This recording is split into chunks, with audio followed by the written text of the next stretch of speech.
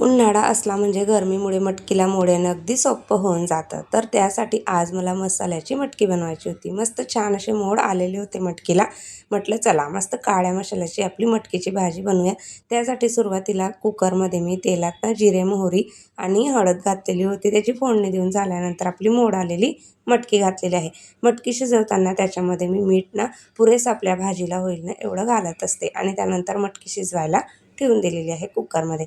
एका साईडला आता मस्त छान असा मसाला तयार करून घेतलेला आहे. सुरुवातीला कांदा चांगला परतवून घेतला. त्यानंतर त्याच्यामध्ये लसूण, अद्रक, धना पावडर, लाल तिखट, आपला कांद्याची काळा मसाला आणि कट करून घेतलेला टोमॅटो घातलेला आहे. सगळं व्यवस्थित छान परतवून झाल्यानंतर थोडं थंड झाल्यावर वाटण तयार करून घेतलेलं होतं.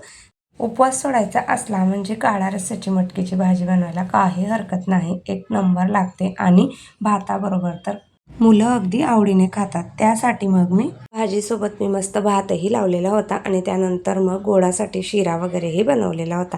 मस्त छान असा रात्रीचा जेवणामध्ये मेनू झालेला होता आणि एक नंबरच अशी मटकीची भाजी आपली इथे तयार झालेली होती. चला ताईंनो, भेटूयात नेक्स्ट व्हिडिओमध्ये. तोपर्यंत बाय.